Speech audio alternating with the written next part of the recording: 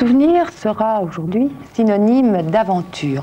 Une aventure vécue par notre invité Jean-Michel Latte, 20 ans, étudiant en droit, toulousain, et qui a choisi l'année dernière de partir très très loin. Alors pourquoi ce voyage si loin et où exactement? C'est cela, je suis donc allé au Venezuela, dans la partie de la forêt amazonienne qui se trouve donc au Venezuela.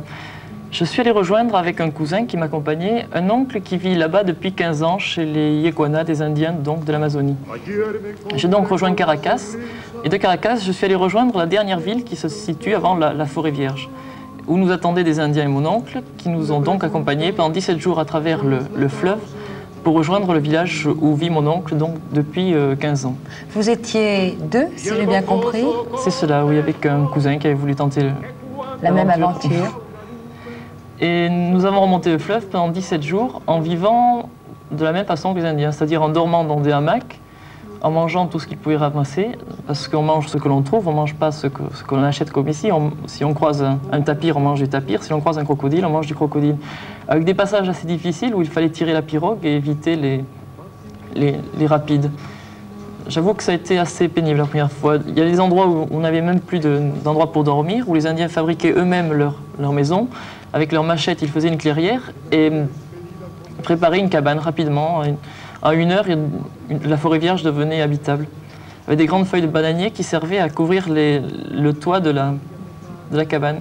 Et une fois installés, les hamacs accrochés, on allait chasser, on allait pour trouver tout ce qu'on pouvait trouver.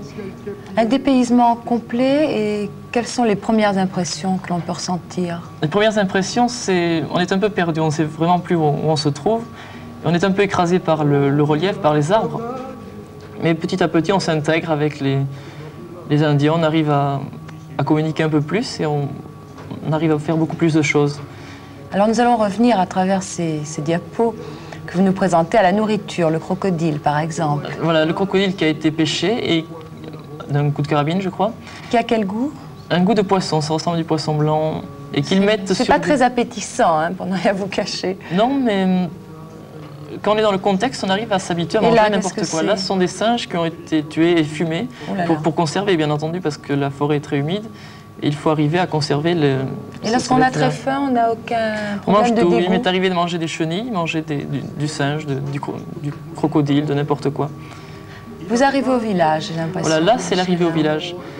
C'est un village qui se situe donc presque à la frontière du Brésil et du Venezuela, dans la forêt elle-même. Avec des maisons assez structurées. Avec des maisons très évoluées, très structurées. Là, c'est la maison centrale qui se trouve donc au centre du village. C'est là où ils se rejoignent, où ils se retrouvent, avec un toit qui est très compliqué, d'une architecture très compliquée. Voilà le toit vu de dessous. Qu'est-ce qui vous a frappé le plus au niveau de l'organisation de ce peuple indien?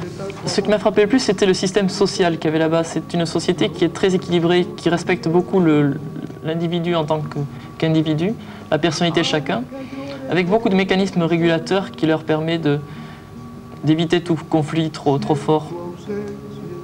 Là, c'était les Indiens qui vivaient avec nous et qui étaient venus voir des photos de notre famille parce qu'ils s'intéressaient à nous et ils nous ont très bien accueillis. Vraiment, on était un peu des frères, un peu des. Oui, d'ailleurs, à ce sujet, je crois qu'il y a une cérémonie importante pour vous qui fera date dans votre vie. C'était pas en soi une cérémonie, c'était le chef indien, le plus vieux, un des plus vieux, qui a pris mon cousin et moi dans sa famille. Il nous a adoptés, il a décidé qu'à partir de maintenant, on devenait ses fils. Ses fils virtuels. Et les enfants là-bas sont vraiment des rois. 2 petits-enfants en train de manger, ils ont une liberté qui est totale, ils font ce qu'ils veulent. Parce que l'homme se réalise comme père et la femme se réalise comme mère. C'est le but de leur vie, c'est pas tellement d'avoir une profession délimitée, parce qu'il n'y a pas de profession, c'est plutôt de vivre avec une famille, de faire une vie de famille très profonde. Et là, c'est le départ, bien sûr, au bout d'1 mois donc passé dans cette forêt en leur compagnie. Finalement, il ne faut pas non plus s'attendre à découvrir des peuples primaires. Ces gens-là sont très évolués et ils ont au contraire une façon de vivre beaucoup plus généreuse peut-être que la nôtre et beaucoup plus vraie. C'est sûr, ils ont un respect de l'individu qui est très supérieur à notre société. Ils font attention, c'est à plus petite échelle, il faut dire, que chez nous, bien sûr. Mais ils arrivent à équilibrer leurs relations, à se respecter de façon très profonde. Alors Jean-Michel Latte, après ce voyage au Venezuela, comment est-il? Moi, je crois que j'ai changé, je crois que j'ai gardé une impression de liberté que je ne retrouve pas du tout ici, mais enfin, chaque partie du monde a ses avantages. Mais Je crois que je suis devenue beaucoup plus sociale peut-être qu'auparavant.